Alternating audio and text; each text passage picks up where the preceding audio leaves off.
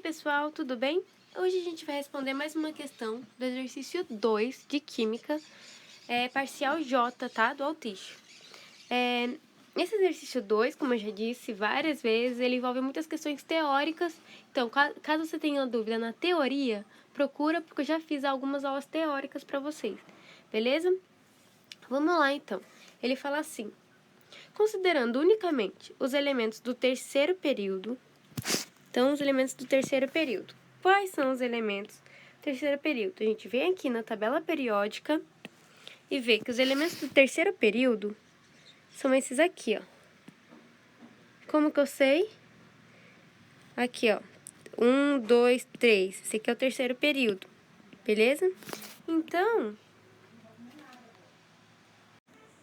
esses elementos são o sódio, que é o Na, que é o sódio, o magnésio, o alumínio, o silício, o fósforo, o enxofre e o cloro, certo? Esses são os elementos do terceiro período aqui. E também o argônio, só que a gente não vai considerar ele porque ele é um elemento nobre, ele não quer mais fazer ligações. Ele já tem 8 elétrons na sua camada externa, então ele não precisa fazer mais ligações para ficar com o octeto completo. Portanto, ele não vai fazer ligações. Então, a gente não coloca ele aí, beleza? Então, a gente coloca desde o sódio até o cloro. A gente precisa analisar todos esses elementos do terceiro período, que é o que o enunciado está pedindo. Então, antes da gente começar a responder os itens, eu vou explicar cada um deles rapidinho, tá?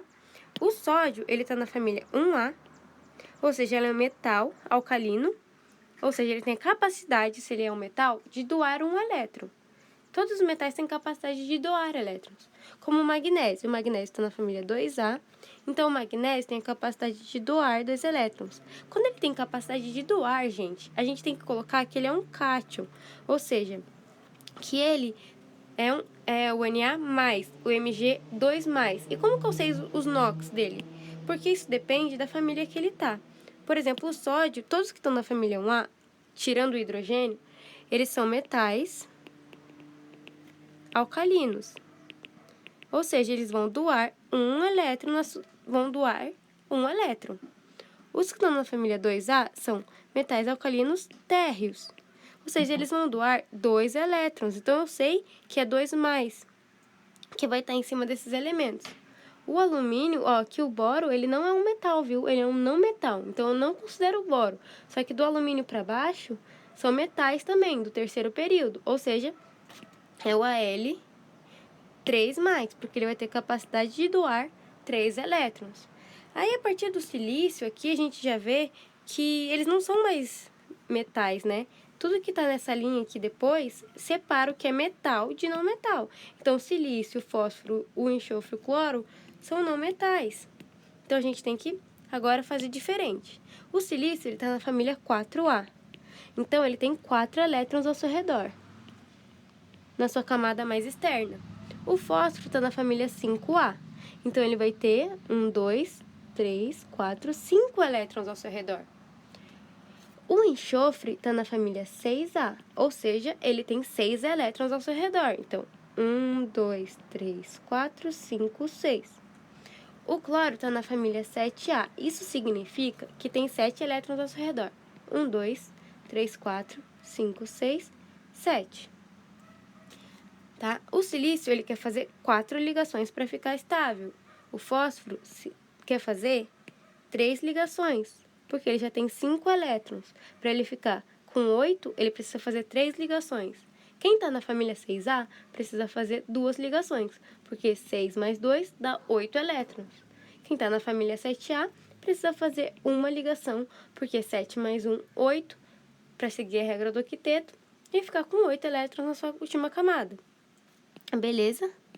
Então, agora nós vamos para os itens. O item A está falando o seguinte: o sal que forma o halogênio. O que é halogênio? Halogênio, a gente já viu em propriedades periódicas, em tabela periódica, que os halogênios são aqueles que estão na família 7A. Portanto, nesse caso aqui, quem está na família 7A, é o cloro. Ou seja, ele é um halogênio.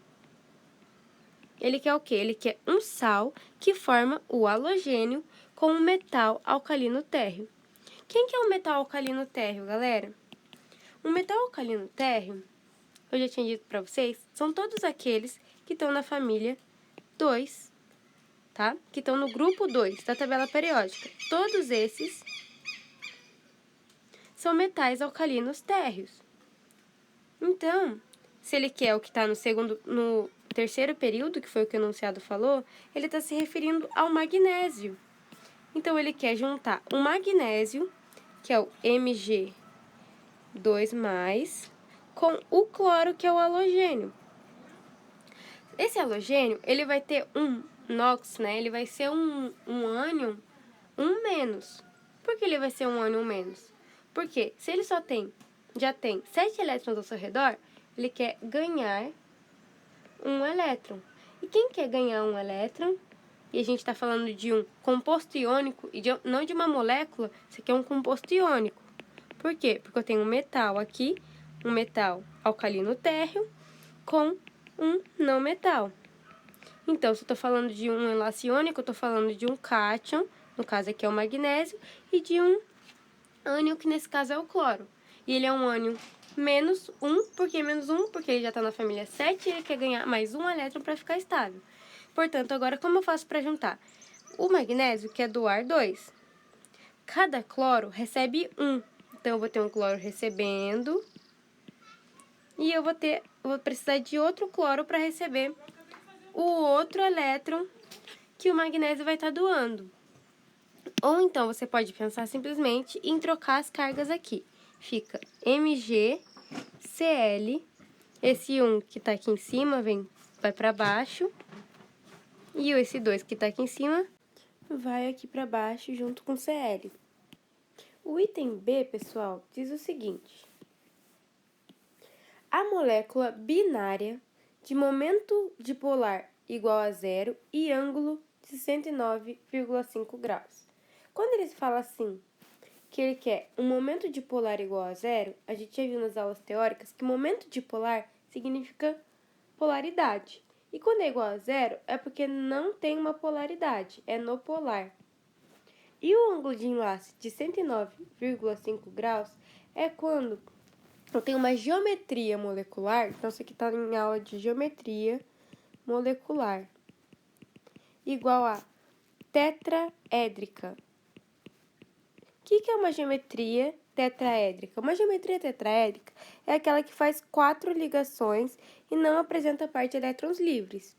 O único que a gente vê aqui, dentre os elementos que a gente colocou, o que faz 4 ligações é o silício. O fósforo faz 3, o enxofre faz 2, o cloro faz 1. Esses aqui são metais e a gente quer uma molécula, a gente quer um enlace covalente. Até mesmo que polaridade e não polaridade, eles dependem dos enlaces covalentes e não iônicos, tá? Então, a gente vai usar, como eu já falei anteriormente, o SI. Então, item B, a gente vai usar o SI, porque o SI vai fazer 4 ligações. 1, 2, 3, 4. Ou seja, ele vai fazer uma geometria molecular tetraédrica, cujo ângulo de enlace é igual a 109,5 graus, certo? E ele quer que o momento dipolar seja igual a 0, ou seja uma molécula não polar. Então, a gente pode juntar aqui com, vamos ver, com o Cl. O Cl quer fazer uma ligação. Então, se eu colocar um Cl aqui, outro Cl aqui e outro Cl aqui, lembrando que o Cl já tem 7 elétrons na sua última camada, então ele precisa fazer mais uma ligação para ficar estável. Aqui é a mesma coisa, a gente tem que colocar os 7 elétrons do cloro ao seu redor, fazendo uma ligação com o silício aqui, outra aqui, outra aqui e outra aqui. Se eu coloco todos esses cloros ao redor do silício, eu crio um momento dipolar igual a 0. Por quê? O cloro, que é mais eletronegativo, vai estar puxando os elétrons para esse lado.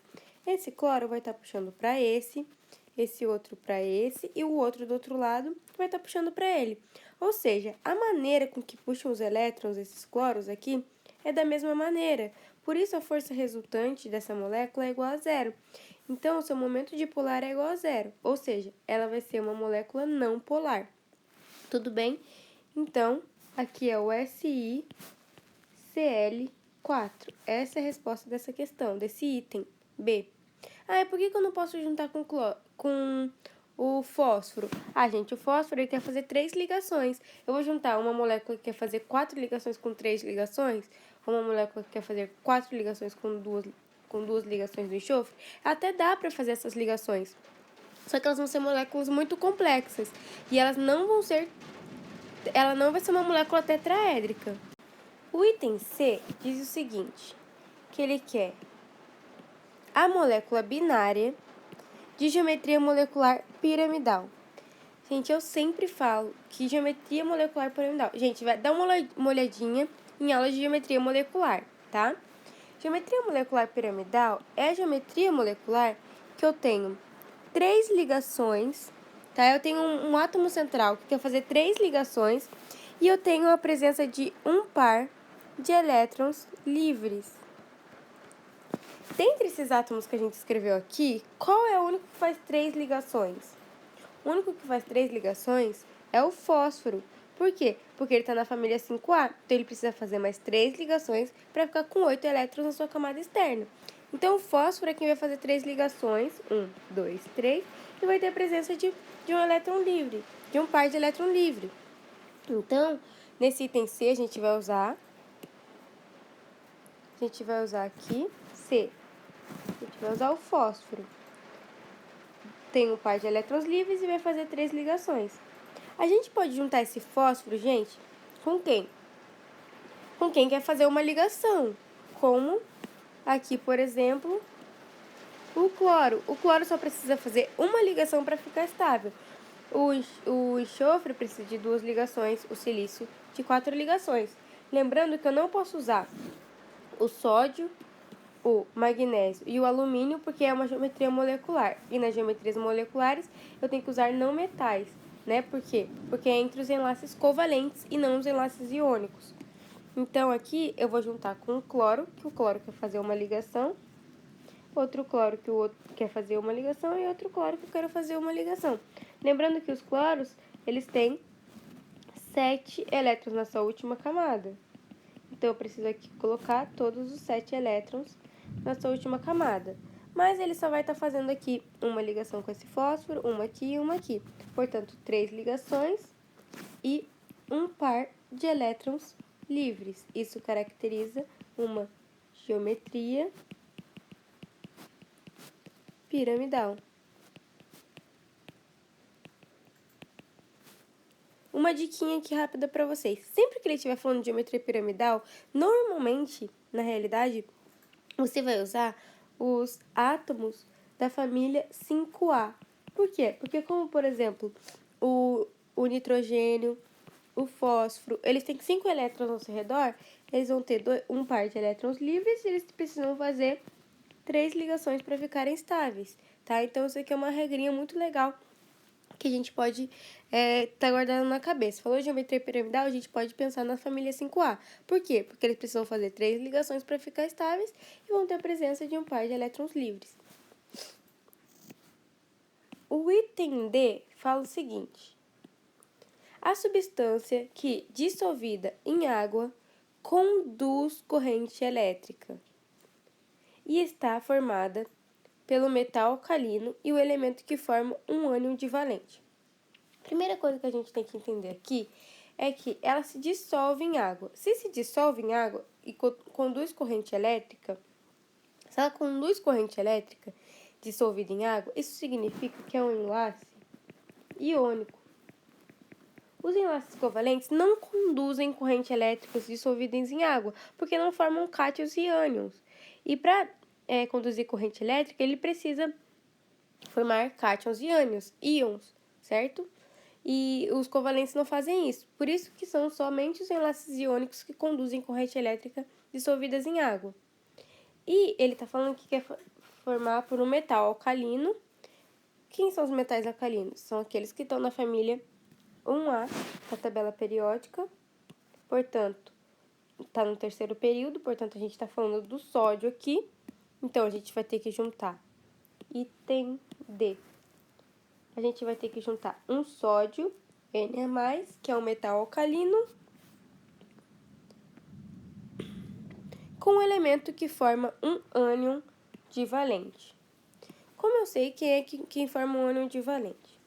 Pessoal, a gente pode ver aqui na tabela periódica.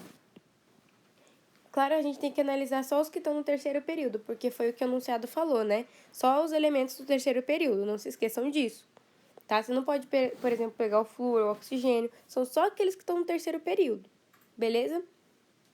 Ok, agora quem que é capaz de formar um ânion divalente? Vamos começar com a família 17.